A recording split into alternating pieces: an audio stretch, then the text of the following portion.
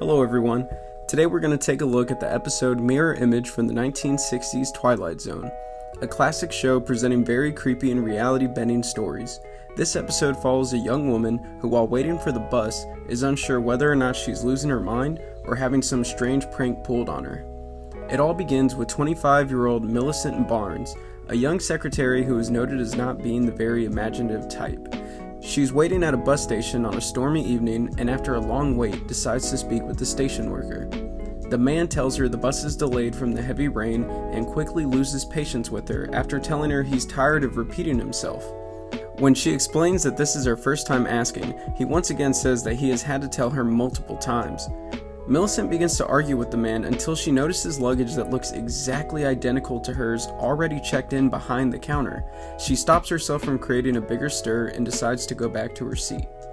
Some time passes and Millicent decides to talk to the station worker about how silly it is that the bag behind his counter is the same as hers. The man is having none of this nonsense and exclaims that the bag behind the counter is her bag. When she turns to look at her bag, it's vanished. Now in a state of shock, the worker rudely tells her to breathe through her nose and wait at her seat. She insists that she never checked her bag, but is again pressured to stop making a fuss. Millicent heads into the ladies' room to clear her head when the cleaning lady quickly asks if she is doing okay. Millicent asks why she would ask her that when the cleaning lady also mentions this is her second time in the restroom.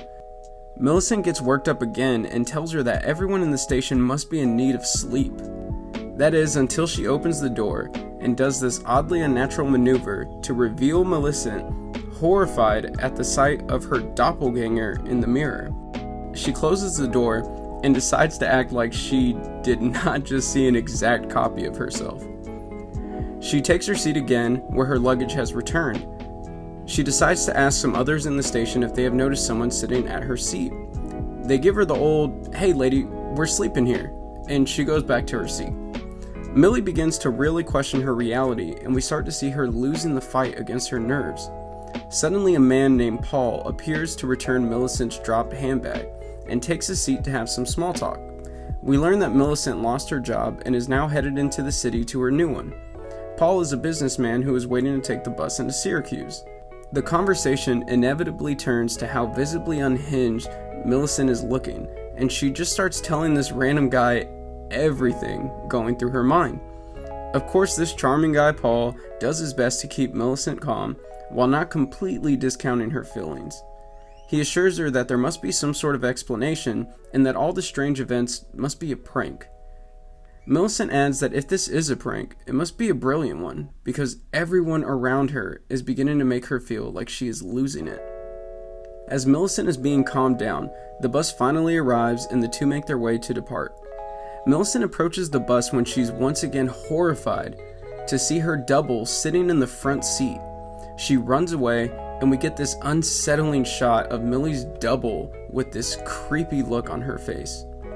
So Millie runs back into the bus station and passes out on the bench. The bus needs to leave and Paul decides to stay behind with Millicent and wait for the first bus in the morning. The bus takes off, and the station worker lets Paul know that he'll be shutting off some of the lights for the night with the topical, "If it ain't in use, cut the juice." The cleaning lady also wishes Paul good luck and basically says that Millicent needs to be in the loony bin. Millicent wakes up and goes into this dark, Willy Wonka tunnel-type dialogue on how she's heard of this doppelganger phenomena before, and it really starts to weird out Paul. She goes further and states that unknown events can cause evil doubles to travel through parallel universes, but the only way for the evil double to survive is to eliminate her and take her place. By this point, Paul is no longer attracted and is full-blown unsettled. He pretends to remember a friend he could call to give them a ride into the city, and excuses himself while Millie is in the middle of an existential crisis. He walks over to the station worker in order to call the police. The station worker also lets Paul know that Millicent seems like she is losing her marbles. Millie tries to confront her doppelganger in the restroom, but ends up being interrupted by Paul checking in on her. He tells her that they should get some fresh air and walks her outside. Immediately walking outside, we get this crazy scene of the police just yeeting Millicent into their squad car. No questions, no statements. They legit just manhandle her into the car. The station worker asks if everything worked out alright, even though he definitely saw what happened. And Paul replies, they're gonna take her to the hospital for observation. What? When? They literally said nothing. They just grabbed her and took off, but okay. Anyways, Paul decides to get some rest and grab a drink of water when he notices that his belongings are now missing. Then in an instant, he catches someone running out of the station and begins to chase the man. He turns out to be chasing himself, and we get this half bad, half pretty impressive shot of Paul pursuing Paul. Like, for an old shot, it's not too bad, but they almost had it. I'm not too mad at it. Anyways, the doppelganger turns around to give Paul an eerie smile, and Paul is basically stopped in his tracks by it as his double disappears. We're left with Paul still shouting with confusion in the middle of the street, and now realizing that Millicent was never losing her mind.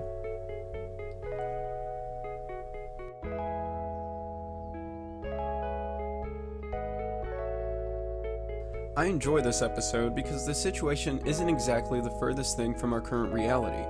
We've all seen people who look like us, or have had someone tell us that they've seen our twin out in public. Creator of the show, Rod Serling, claimed to have come up with the idea for this episode when he saw a man with the same suit and briefcase as himself at a bus station. He began to wonder how terrifying it would be if the man was to turn around and was revealed as his doppelganger. However, the man turned out to be younger and more attractive. Some interesting parts of this episode definitely involve gender norms of the past and police involvement towards mental illness. I understand that the situation Millicent is experiencing is odd, but you can't help feeling bad when she is constantly pressured to be a quiet and well-behaved woman despite her worries. It's hard to tell if the workers of the bus station would have been more helpful or supportive if the situation was happening to somebody like Paul. I'm somewhat doubtful about this though, because there was a much larger stigma against people who were seen as mentally ill back then. It's shocking to see how quickly everyone points Millicent as lesser the more she falls into her mental decline. It's even more shocking to see how little Paul seemed to be fazed by Millie's arrest. I mean, not only did the police roll up and toss this young lady in their car, but not one person exchanged a single word. Other than a glance between one of the officers and Paul, no one is interested in any context here. That is crazy to me. They couldn't even ask her if she was tired or something? That's wild. I need to hear that 911 call that Paul made, because goodness, what did he say to make the cops respond with such certainty? It's not like Millicent was hurting anyone or anything, but the bar was definitely lower in those days. Paul is super cold-blooded though, for real. Just stands there like, you done this before, Paul? Back to the Paul after Paul scene. I know it's not perfect, but for how old this show is, it honestly is amazing. I'd love to see how they were able to put this together because I'm sure this shot was revolutionary at the time. But the best thing about this episode is probably the fact that Jordan Peele credits this episode as being the source of inspiration for his 2019 film Us. Peele's film is also about doppelgangers, but takes it a step further with his unique spin on the concept. I won't ruin it, but you should definitely check it out if you haven't. With that being said, it makes sense that Peele is now at the helm of the current Twilight Zone reboot. I haven't been able to catch every episode of this first season, but he seems to be doing a great job with the series, and again, you should check that out. In the end, I believe my love for this episode can be summed up by this quote from Peele himself. I find campfire stories and urban legends are kind of the bread and butter that inspire a lot of people who are making horror and thriller. There is a nugget of truth behind these sort of cautionary tales. When you have something very truthful that taps into the zeitgeist, you can have something transformative there. Perhaps this is why Jordan Peele was given the responsibility of portraying the soul of this new reboot. And perhaps that's why his stories are so strange, yet oddly familiar. So, I'll leave you with this quote from the reboot. What do we do when our world is turned upside down? When everything we thought to be true is ripped away and we're forced to face a new reality? Perhaps our only hope is to face all reality, to open ourselves to the unknown, not the end of the story, but a new beginning for the Twilight Zone.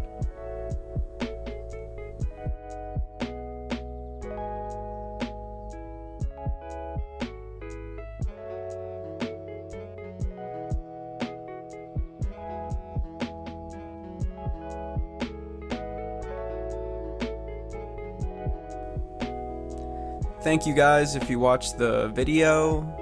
This was my first video, so if you could leave a like and subscribe, and things will only get better, so let me know what you want to see. This was fun. I'll probably do more like this, but let me know what episodes you would want to see or other similar shows. So thank you.